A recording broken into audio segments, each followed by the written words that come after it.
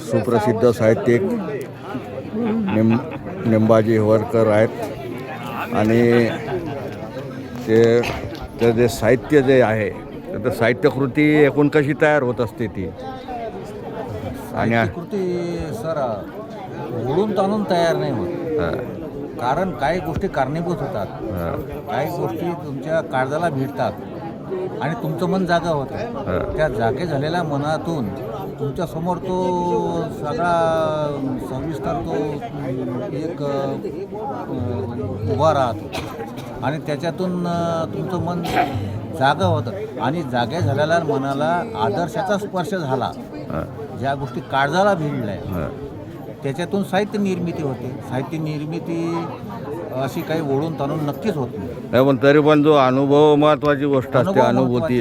तेव्हा तुमचा आता वयामानानं मग अनुभव वाढलेला आहे, त्यामुळे आता अधिक सकस तुम्ही साहित्य निर्माण करू शकता. करू शकतो सर, पण तुम्हाला आता माझी समस्या सांगली. माझा हात कामातून त्याला मला सहीसुद्धा करता येत नाही.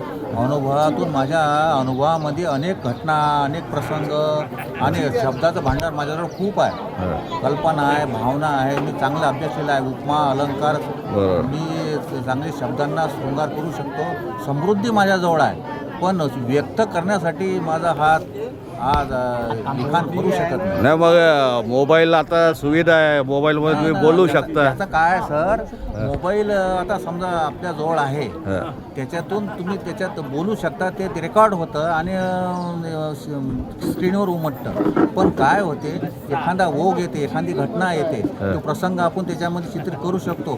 करून नंतर तिथे बंद होते. त्यानंतर सगळी विचारशक्ती तिथे बंद झाल्यानंतर पुढे काहीतरी दिवसानंतर किंवा काही काळानंतर ते पुन्हा येते आणि पुन्हा झाल्यानंतर पुढचं आपण लिहू शकतो. परंतु त्या मागच्या जे चित्रित आपल्या रेकॉर्ड झालेला आहे काही घटना, त्याच्यामध्ये दुरुस्ती करावीशी वाटते. पुन्हा त्याची दुरुस्ती करावी लागतं. तर ह्या घटना सतत येत नाही. लेखकाच्या, साहित्यिकाच्या हृदयातून किंवा मनातून एकसारखी घटना ओघ तो शब्दांचा, तो प्रसंगाचा येत नाही. त्याला थांबावं लागतं आणि त्या थांबवण्यामुळे ते मोबाईल तोपर्यंत बरोबर आहे. हे शेवटी आर्टिफिशियलच आहे. असं आहे. ती कल्पना किंवा एखादं सुंदर वाक्य किंवा एखादी घटना डोक्यामध्ये एकदम विजेसारखी चमकते, ती लगेच धरावी लागते आणि ती लगेच धरली नाही तर काही सेकंदात ती नष्ट होते आणि पुन्हा आठवत नाही.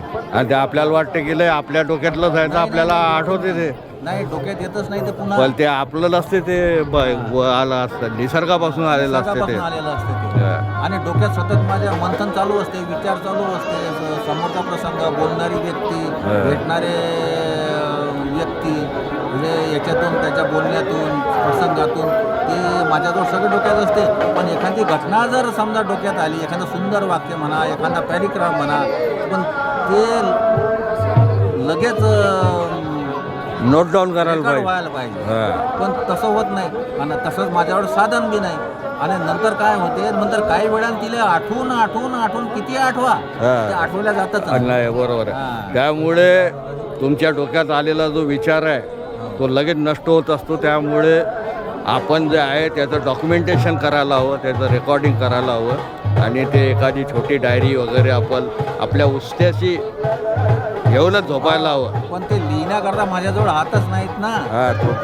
कारण मला सही सुद्धा करता येत नाही. कारण माझं लिखाण, माझं जे शेड्यूल होतं, मी ज्या संस्थेमध्ये होतो, जे माझ्याकडे टेबल होता, त्या टेबलावर भयंकर लिखाण काम होतं. त्याच्यामुळे माझा हात, आणि हे साहित्य लिखाण, त्याच्यामुळे माझा हात निकामी झाला. मला सही सुद्धा करता येत नाही. त्याच्यामुळे ते मी लिहू शकत नाही. तर अशी आमच्या प्रख्यात साहित्यिक निंबाजी हेवरकरांची व्यथा आहे. त्याच्यावर काय अजून उपाय कोणी सुचवू शकेल तर जरूर कमेंट बॉक्समध्ये सुचवावे.